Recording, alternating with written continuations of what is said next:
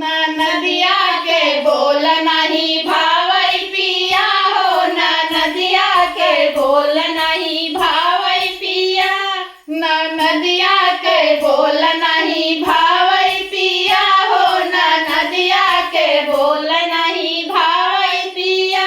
दाल भात छिनरो के मनहु ना भावे, दाल भात छिनरो के मनहु ना भावे, दाल भात छिनरो के मनहु ना भावे। अरे भैया भाती जगरिया मई पिया, अरे भैया भाती जगरिया मई पिया हो, ना नदिया के बोल नहीं भावई पिया हो, ना नदिया के बोल नहीं भावई पिया हो, ना नदिया के बोल नहीं भावई पिया हो, ना नदिया के बोल नहीं भावई पिया हो, ना नदिया के बोल नहीं भावई पिया हो। हाँ भैया भाती जवन के मनहु ना भावई, भैया भाती जवन के मनहु ना भावई, भैया भाती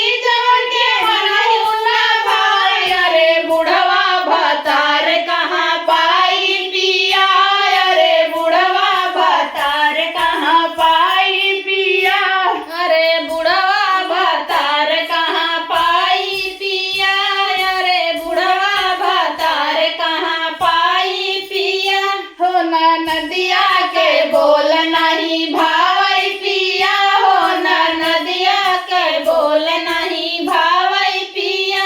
हाँ ना नदिया के बोल नहीं भावई पिया हो, ना नदिया के बोल नहीं भावई पिया।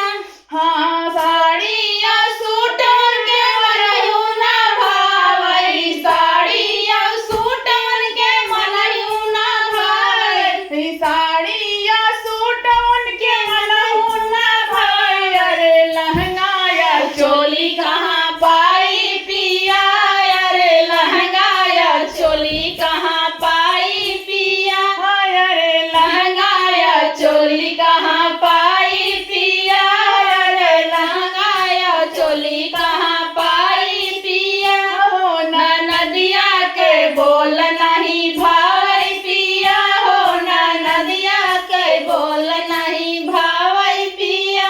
हाँ ना नदिया के बोल नहीं भावई पिया हो, ना नदिया के बोल नहीं भावई पिया।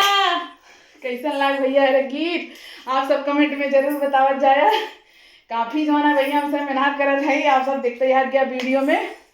तो आप सबसे रिक्वेस्ट बा कि आप सब अपन प्यार आशीर्वाद दे जाए भैया। हम कंचन मौर्या और सपना सुल्तानपुरिया है, निशा रोजा दीदी हैं। तो आप सब चैनल के सपोर्ट कर जाए, प्यार आशीर्वाद दे जाए। हे बंद करा हो।